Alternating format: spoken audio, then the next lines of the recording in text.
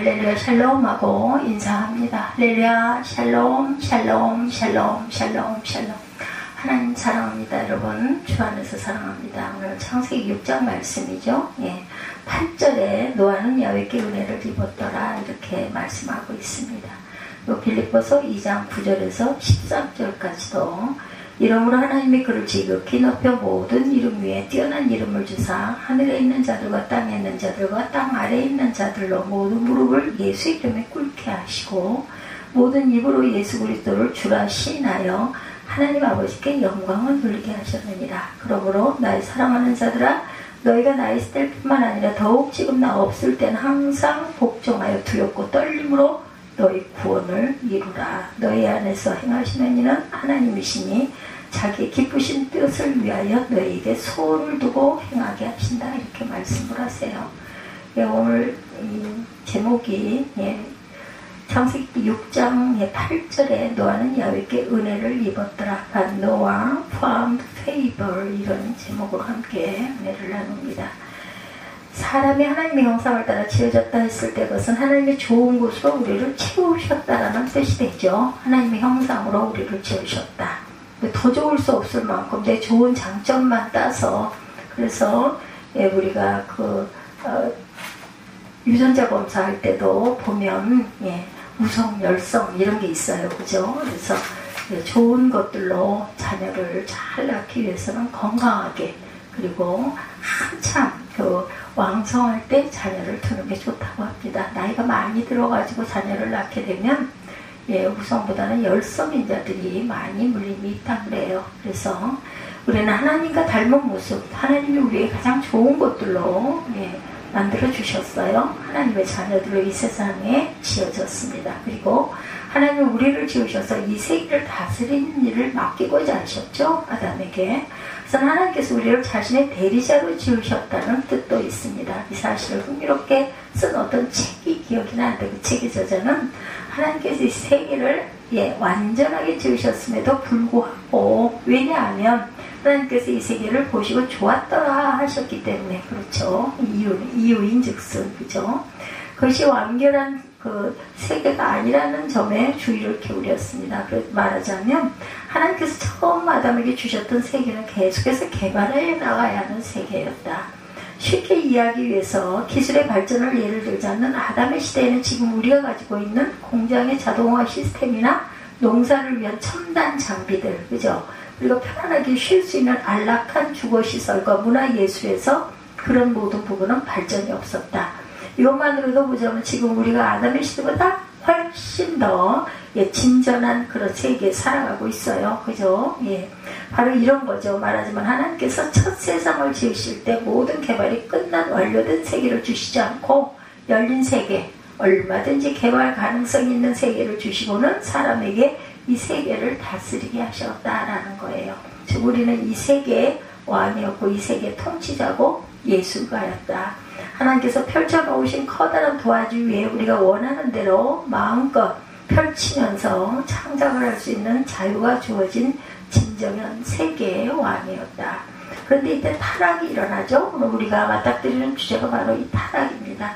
타락 이전의 세계는 방금 우리가 말한 대로 좋았더라의 세계 속에서 마음껏 우리의 원하는 바를 펼칠 수 있는 세계였는데 그러나 사람은 신앙 고백서의 표현대로 이 고귀한 지혜를 감사하지도 않고 탁월함을 가치 있게 여기지도 않은 타락으로 떨어지고 맙니다. 마귀의 말에 귀를 기울여서 고의로 자신을 죄에다가 집어 던진 꼴이 되었어요. 그래서 선악과를 따먹으면서 그래서 우리는 앞서 말한 것들을 다 잃어버렸다라는 것입니다. 사람은 타락으로 말미암아 하나님께서 주신 완전한 지위를 잃어버렸고 이 세계를 하나님의 뜻 안에서 일구어 나갈 권세 역시 상실하게 되었다. 자유의지의 문제가 대두됩니다. 이때 타락은 우리의 전인에서 일어나는 타락이었다는 것이에요. 몸의 일부분, 마음의 일부분, 영혼의 일부분이 타락한 것이 아니라 어떻게 총체적으로 모두 다 타락해버렸다. 모든 생명의 근원이 하나님께 있는데 타락은 하나님으로부터 끊어진 것이기 때문에 모든 것에서 좋은 것을 다 상실했다. 그래서 이렇게 힘들게 살아가지 않습니까? 따라서 타락에서 의지의 타락 역시 자명한 것이다. 의지가 타락했느냐 아니냐를 다루는 것을 자유의지의 문제다 이렇게 말하고 있습니다. 말하자면 이 타락한 우리들 속에 과연 원래 우리가 가지고 있었던 그 아름다움이 의지의 자유로움이 선과 악을 우리가 주체적으로 선택할 수 있는 능력이 남아있느냐 아니면 완전하게 의지에서까지 타락에 일어났느냐 하는 문제다. 벨직 신앙고백서는 각 주제마다 나름의 독특성을 가지고 있는데 예를 들어서 창조를 다룰 때 천사들의 창조고 보이지 않는 세계의 창조에 비상한 관심을 기울였다는 점을 우리가 그 장점을 들어안 바가 있습니다. 그리고 섭리에 대해서 배울 때 섭리라는 주제에서는 하나님께서 악의 조성자가 될 수 있는가에 대한 관심을 기울이고 있는 것을 보았어요. 즉 벨직 신앙고백서는 이런 주제들에 대해서 성경적 가르침을 우리에게 잘 알려주기 위해서 특정한 어떤 주제에 관심을 보여주고 있다. 이런 측면에서 오늘 보는 벨직 신앙고백서가 인간의 타락이라는 주제에서 가장 중요하게 생각하고 있는 문제는 자유의지의 문제랍니다. 오늘 내용을 잘 읽어보면 전체가 인간의 타락으로 인해 우리의 자유가 어떻게 되었는지에 대해서 쓰고 있는 것임을 알게 되는데 우리는 신앙고백서가 가르친 대로라면 인간의 타락을 생각할 때 자유의지의 타락이라는 주제를 함께 생각할 줄 알아야 되겠다. 역사적 배경은 펠라기우스, 자유의지의 문제는 역사적으로 세 꼭지로 살필 수가 있습니다. 보면 가장 멀리 거슬러 올라가서 먼저 펠라기우스를 생각할 수 있는데 펠라기우스는 5세기경 어거스틴과 자유의지 논쟁을 벌였던 사람입니다. 공교롭게도 두 사람은 354년 같은 해에 태어난 동년배였어요. 한편으로는 어거스틴은 교회의 수호자였던 교부였던 반면에 다른 한편은 심각한 이단이기도 했었죠. 펠라기우스가 주장한 것을 간단히 요약하기는 어렵지만 그의 주장의 핵심은 자유의지에 있었다라고 말합니다. 말하자면 펠라기우스는 전적인 은총보다 하나님 편에서 모든 것을 다 이루시고 사람 편에서는 수동적으로 받기만 한다는 것을 받아들일 수가 없었다는 거예요. 이것은 사람을 무능에 빠뜨림으로 펠라기우스는 반드시 사람 편에서 무언가를 해야만 한다 이렇게 주장을 했다고 합니다. 이런 생각에서 나온 펠라기우스의 사실은 지극히 비성경적인 것으로 몇 가지 요점을 정리하면 다음과 같습니다. 그래서 이 신학도 정말 조심해서 접근하고 바라보고 그리고 우리가 그것이 옳은가 그른가 아니면 내가 그걸 동의하는가 안 하는가 믿음 안에 있나 아닌가 이런 걸 잘 살펴봐야 된다. 먼저 펠라기우스는 하나님께서 사람을 완전한 자유의지의 존재로 지으셨고 이것은 다른 말로 하자면 아담이 선하거나 악하거나가 아닌 완전한 중립적 존재로 지어졌다는 것을 의미한다고 나타납니다. 대단히 무서운 주장이기도 합니다. 왜냐하면 이런 인간의 능력을 극대화시키기 위해서 하나님께서 지으신 선하신 인간을 무시하고 다른 한편으로는 죄를 선택한 아담을 옹호하기 때문에 이런 주장을 한다는 거죠. 말하자면 하나님은 중립의 모호한 세상을 만드셨고 여기에서 자기가 원하는 선택을 하는 아담은 결코 죄인이 아니다. 그래서 펠라기우스는 죽음이라는 것이 죄의 결과가 될 수 없었다고 해요. 성경은 죽음이 죄로 인하여 인간에게 주어진 것으로 가르치고 있지만 펠라기우스는 죽음의 원래 하나님이 사람을 지으실 때부터 죽도록 있었던 것이다 이렇게 이해한다고 합니다. 그것을 이해하는 게 왜 그런지에 대한 그 이유 어렵지 않은 것은 이는 앞에 주장고 인간이 전적으로 자유롭다고 했을 때 당연히 따라오는 귀결. 하나님은 인간에게 완전히 자유를 주셨기 때문에 악을 행했을 때도 그에 해당하는 그런 영원한 형벌이 되는 것이 아니다. 그리고 사람이 완전한 자유의지를 가졌다는 것이 펠라기우스에게는 가장 중요한 사실이었기 때문에 아담이 범죄했다고 해서 그 자유의지가 결코 없어진 것도 아니다. 그러므로 펠라기우스에게는 죄의 유전이란 없어요. 아담이 범죄했더라도 벌이 있는 것은 자기 자신에게만 있지 그것이 후손들에게 유전되지는 않는다라는 것.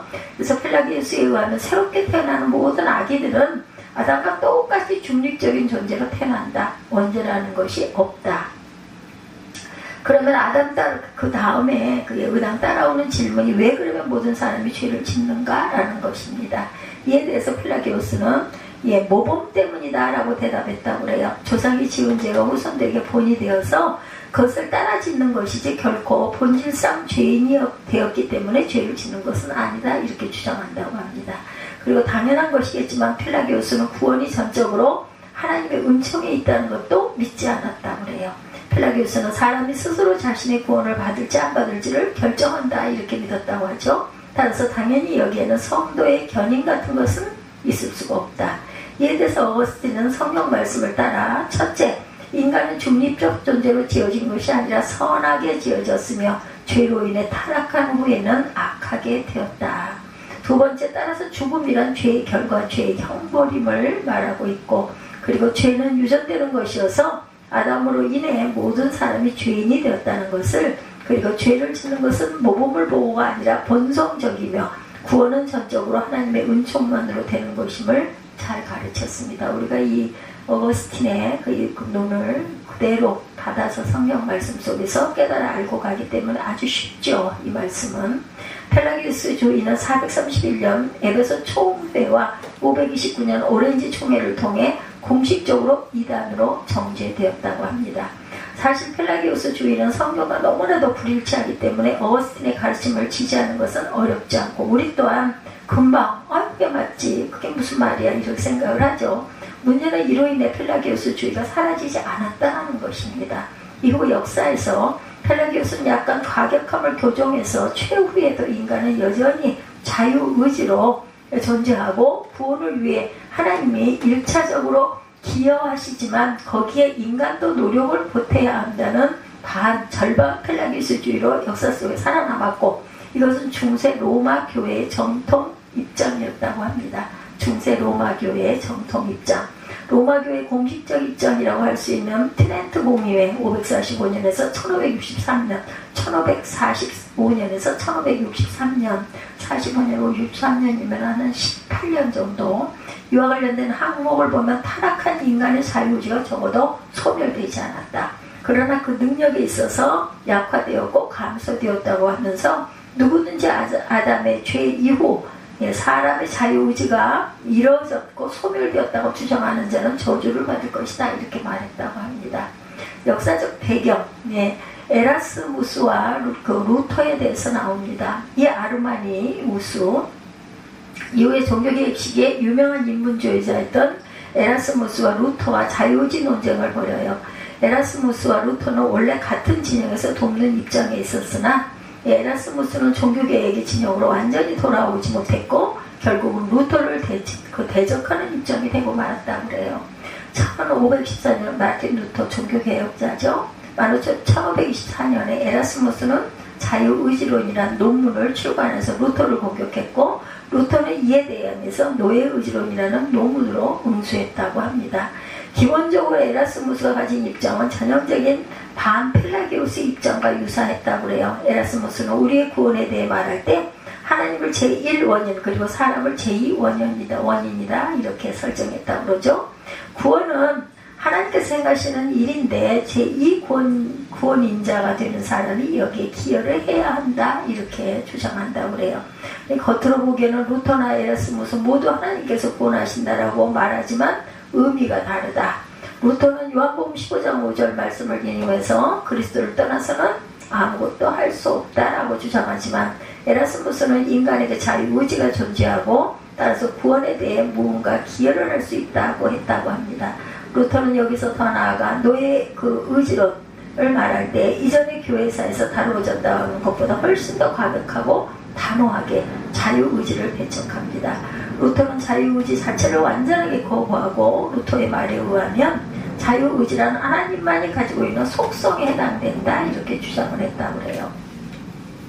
우리는 보통 자유의지라고 하면 사람도 할 수 있는 자유로움을 생각하지만 루터는 인간의 의지는 하나님의 편에 속해 있든지 마귀의 편에 속해 있든지 둘 중 하나일 뿐이다. 중간은 없다.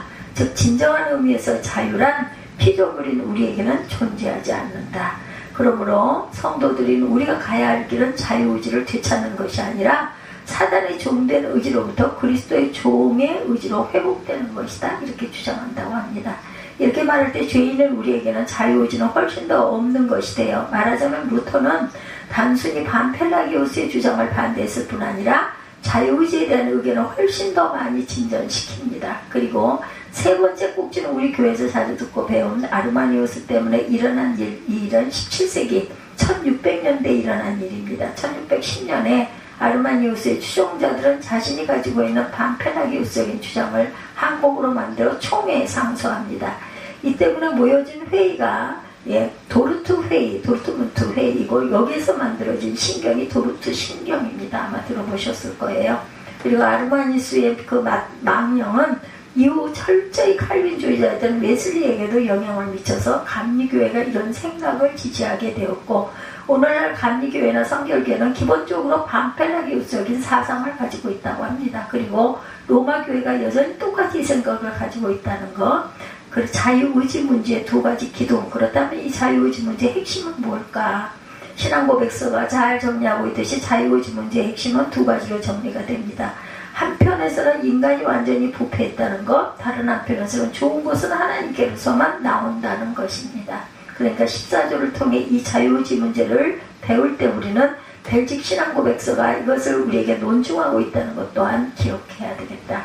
즉 자유의지 문제를 잘 이해하려면 인간이 완전히 부패했다는 이 한편의 기둥과 좋은 것은 오로지 하나님께서만 나온다는 것 때문에 무능력한 인간에게서는 결국 좋은 것이 나올 수 없다는 다른 한편의 기둥, 이 두 기둥 사이에서 우리가 어떤 것을 선택할 것인가, 이것이 성경이 가르치는 자유의지에 대한 우리의 입장이야. 무언가를 붙들어야 한다.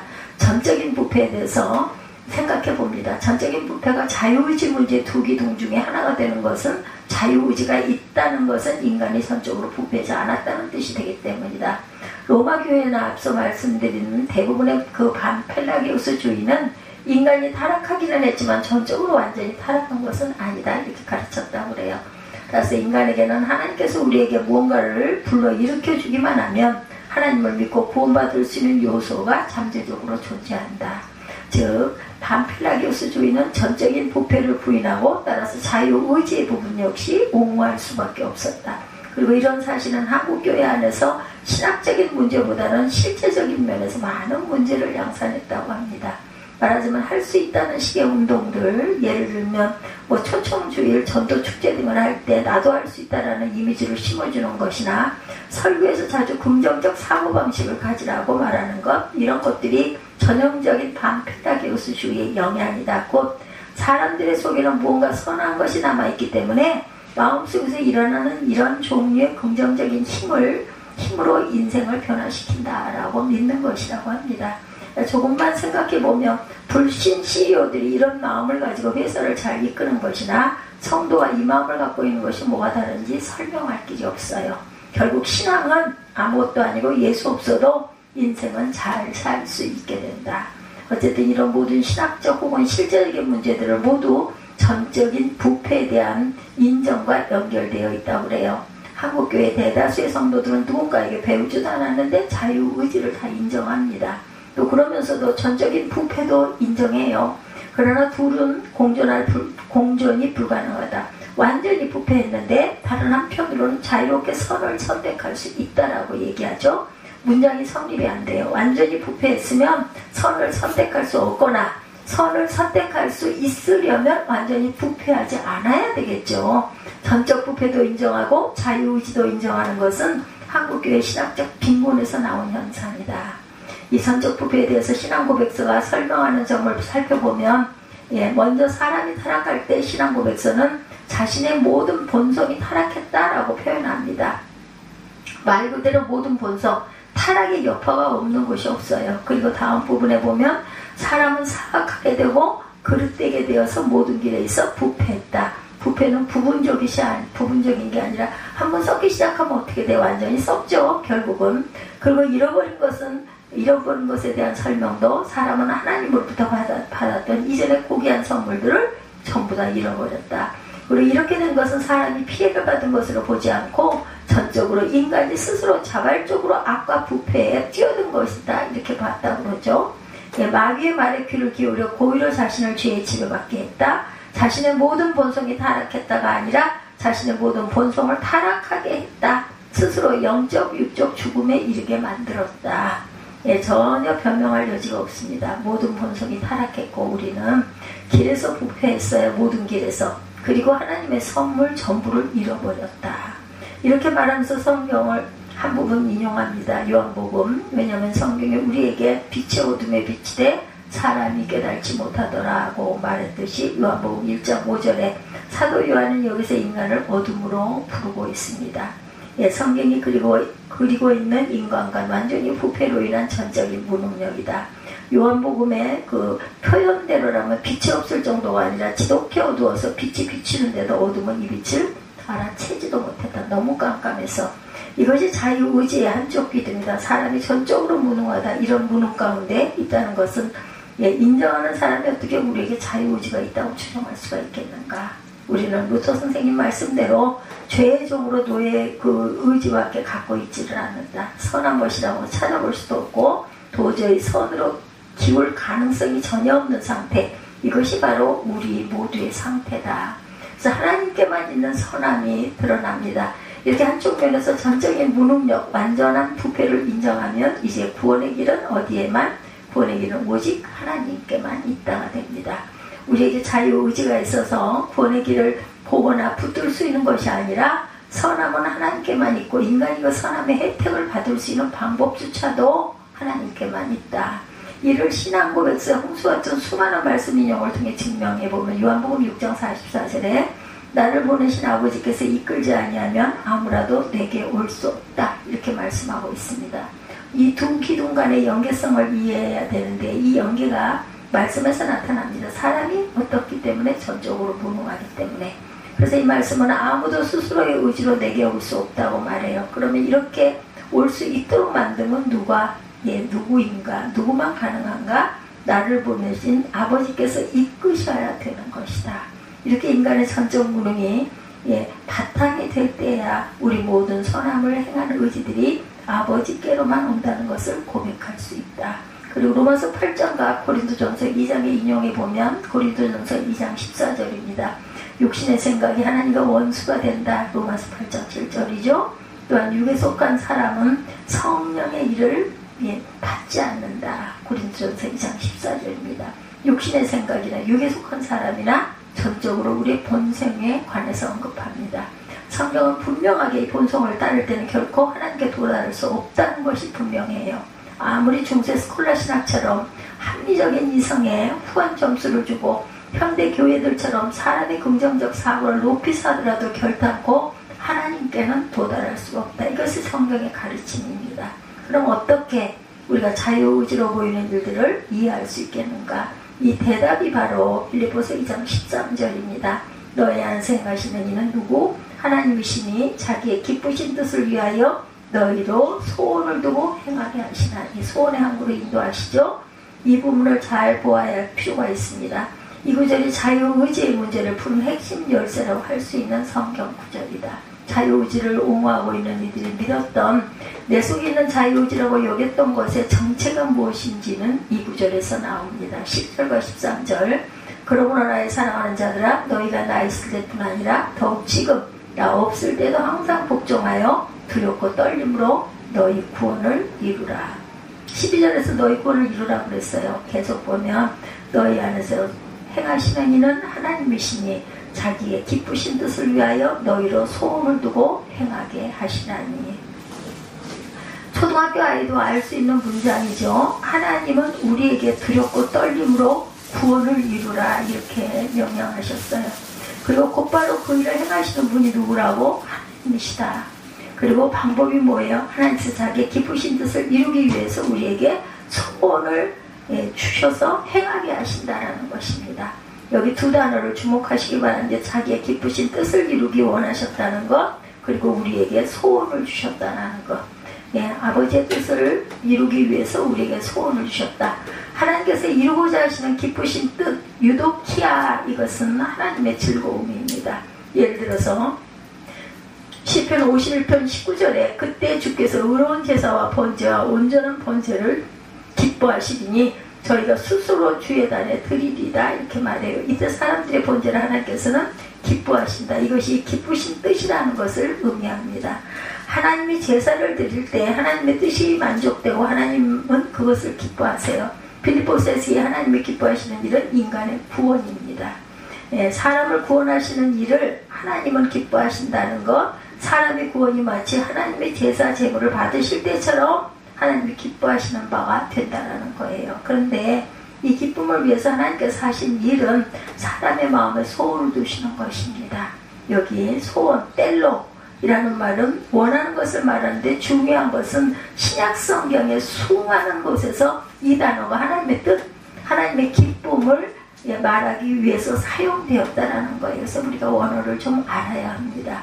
예를 들어 이 말은 로마서 9장에 만일 하나님의 그 진노를 보이시고 그 능력을 알게 하시고자 하사 로마서 9장 22절 이렇게 사용되어집니다. 하나님이 진노를 보이실 그 뜻, 원함을 가지고 계셨다는 것. 요한복음에서도 5장 21절에 아버지께서 죽은 자들을 일으켜 살리신 같이 아들도 자기의 원하는 자들을 살리느니라 이렇게 말씀합니다. 주님의 뜻이에요. 이렇게 이 말은 많은 곳에서 하나님의 원하신 주님의 뜻으로 사용이 되었다. 이 원함을 하나님께서는 그리스도께서 가지셨는데 그 원함을 인간에게 부어주시는 것, 여기서 우리의 구원이 어떻게, 우리의 자유의지가 어떻게 실현되게 되는지가 잘 나타나 있습니다. 빌립보서는 우리에게 구원을 열심히 이루라고 했지만 절대 그 구원이 우리 본성에 있는 자유의지에서 나온다고 하지 않아요. 우리의 구원을 이루시기를 기뻐하시는 것, 유도키아, 이 하나님의 원함, 뗄로이시고 이 원함이 구원받은 사람의 마음속에 적용이 되어서 그도 그 원함을 갖게 되고 그리하여 그 원함 때문에 일하게 되는 방식이 되는 것이다. 따라서 빌립보서가 보여주고 있는 자유의지의 원천은 전적으로 하나님입니다. 우리의 구원은 우리의 본성 중에 잠재되어 있는 자유의지가 나타나는 것이 아니라 성부께서 성자를 통해서 이 성령을 사용하셔서 우리 속에 일으키는 원함이라는 것. 따라서 이 사실은 우리가 앞서 들었던 모든 말씀과 일치합니다. 아버지께서, 그리스도께서, 성령께서 우리에게 주시지 않으면 우리는 아무것도 할 수 없다는 것이에요. 그래서 오늘 빌립보서 말씀 우리 한번 합독하시고 결단하시고 주기도문으로 예배를 마치도록 합니다.